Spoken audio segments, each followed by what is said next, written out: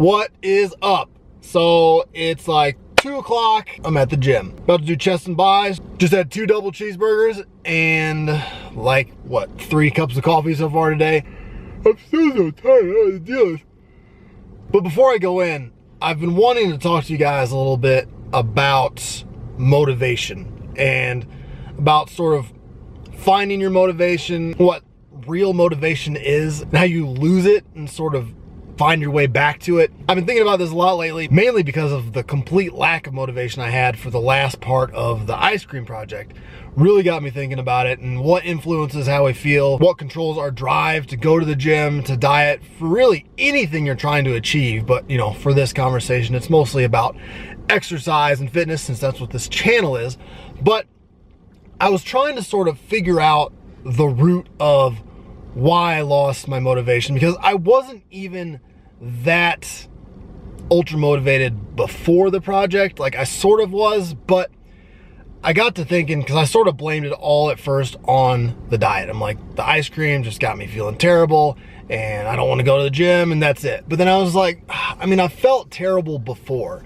I've felt terrible in like every diet I've done. It's just part of the diet once you start getting really low. And I wasn't even that low this time either, but I think it's sort of balanced out being such a shitty diet and not being really low. I kind of got to that feeling a lot quicker than I normally do. So I was just like, I can't just keep blaming it just on the diet. There's got to be something else there, because the diet itself should have been countered by the fact that I was doing this project and it was getting great attention and I was documenting every day. So external factors like that can really balance it out and help give you fake motivation, even if you're not actually motivated. So I knew that couldn't have been all of it. So then I thought back to when I last felt like supremely motivated, when I was really into working out, when I was going hard all the time, not forcing myself to do it, but just doing it because I wanted to. And it was when I was in the Army, right before I tore my pec for the second time. I was in the best shape of my life. It was when I was doing the 30 days of fast food thing. I mean, a while before that, obviously, to get into that shape. But that was the period where I was the most motivated. I was on medical hold and thought there was a good chance I was getting out of the Army when all that happened. So things were sort of starting to hit a decline, but not too much, because I was still hoping that maybe I'd get back in the Q course. I'd still be able to fulfill that dream. But then I tore my chest and had to have surgery, and it was a terrible, terrible recovery. The first time I tore my chest in 2007, I mean, it was bad. It was about a year before I was really lifting hard again, but it wasn't that bad, really, for what it could have been. But this time was just hell. It just launched me into, I don't know, I wouldn't say a legit depression, but I definitely completely lost a lot of drive for a lot of stuff. And I started getting back into the gym once I was cleared by my doctor to start lifting again slowly, and was in physical therapy and all that, but it just wasn't the same. Like, I could have just jumped back in, like, I'm gonna get this back, I'm gonna be smart about it, but I'm gonna get in good shape again. But I didn't. Like, I lifted here and there, but I just gained a bunch of weight. Like I said, when I started this 100 days of ice cream, I weighed the same as I did when I tore my chest, but was like 8% body fat when I tore my chest, as opposed to, you know, 20% body fat, maybe even more, when I started the ice cream thing. So that's because of an extended period of no motivation. There was no reason for me to get fat when I had surgery. That was a choice. I could have just said, no, I'm gonna adjust my calories, I'm gonna keep counting, I'm gonna make sure I don't gain a bunch of weight. I might gain a little bit because I'm not working out like crazy, but I could have controlled it. But I didn't. I lost that motivation. And I didn't get it back until a little while after finishing the 100 days of ice cream, when I really started thinking about it. And starting to think about it and analyze what the problem was is really a big factor in what got me back on track, because it's so easy to blame things. I was blaming the ice cream, I was blaming the surgery, I was blaming all this stuff, and I was blaming my dreams of finishing the Special Forces Q course and getting in on the surgery, on my eye thing that I had a problem with. And I was just mad, really. And that's just something that we do. Like, you find these external things and use them as excuses when they don't necessarily need to be. Anybody can stay in good shape, even if you can't work out very much. So as you saw with the 100 days of ice cream, I mean, I lost a lot of weight even without working out very much. So the point is, we look for a lot of external motivators. We like to follow people who are motivational. We follow them on Instagram, we follow them on YouTube, everything. We like to watch these pump up videos, people lifting hard, people in great shape, and it makes us feel good in the moment. But I think we all know now that, it's not something that's going to get you there. It might get you to go to the gym that day, but it's probably gonna be worn off by the time you get home, and it's not gonna keep you from overeating that night. You have to actually want it, and you have to more than want it, because we all wanna look fantastic. We all wanna be in insane shape.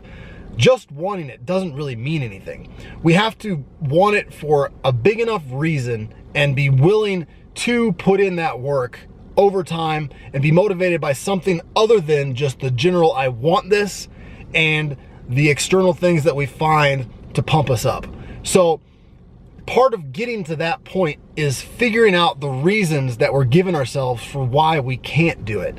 For me, it was the ice cream, it was the surgery, it was getting medically retired from the Army and not being able to fulfill that dream.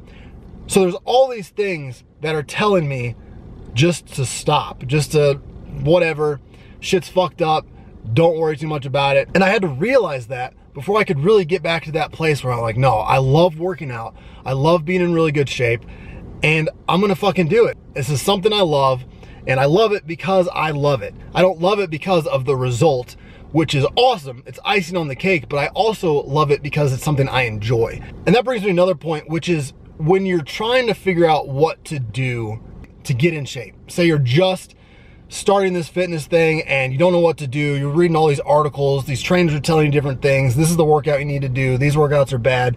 You gotta do X, Y, and Z.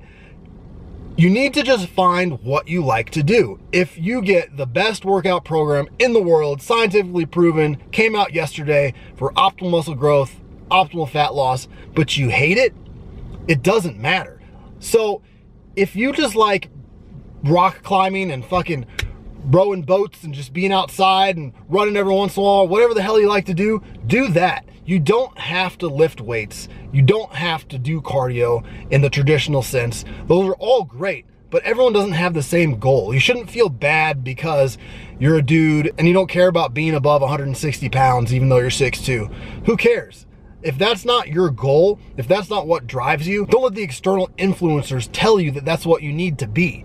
You just need to be you. Part of being the best you that you can be, both mentally and physically, is pursuing the things that you enjoy. You're gonna do those for the long term. It's gonna help you turn this into a lifestyle. Everyone always wants to throw on lifestyle, but part of actually developing a fitness lifestyle is figuring out exactly what works for you, not in the sense of, I know my body doesn't react well to carbs, I have to do keto. No, in a scientific way, figuring out what you like.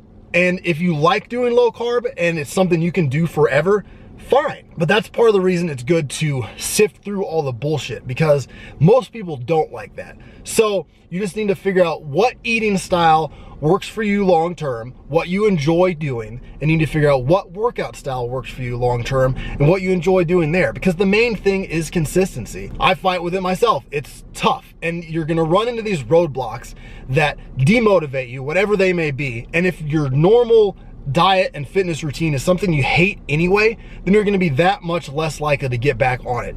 It's gonna be a struggle. You're gonna be fighting against, I don't wanna do it because of this excuse, and then you're gonna be struggling with, I don't wanna do it because I fucking hate it anyway. So you just need to find your passion in this life.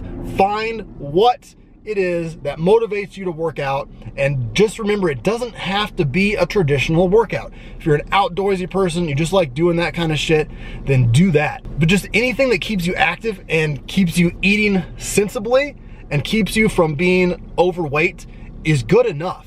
You don't have to fucking squat. You don't have to fucking hit deadlifts. You don't have to be hardcore. There's no reason for it. There's no reason for any one thing, any two things, any particular style. It's just pointless. If your goal isn't looking an exact way or getting to an exact strength or surpassing an exact strength, competing, if it's just doing this for you, ignore all that other shit. Ignore that, oh, you're a bitch if you don't squat, you're a bitch if you don't do this, you're a bitch if you don't do that. No. You're a bitch if you conform to what everyone else, even if it's what most people say you should be doing, even if 90% of the shit you see on the internet and you see trainers saying contradicts what you want to do, you're only being a bitch if you don't do what you want to do.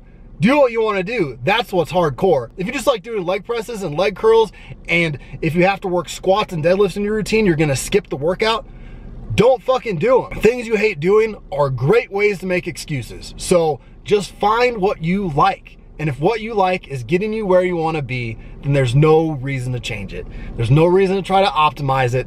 The only thing you need to worry about is staying healthy and being happy. And that's it. Like I said, I've been thinking about this a lot lately because it's something I've been going through, and you just gotta follow your heart and you just gotta follow what makes you happy in this. It's a whole life view, but it also is directly correlated to this fitness thing because it is so hard. There's so many things that pull us away. Family, work, all these obligations, injuries, disappointments, sadness, they all pull us away.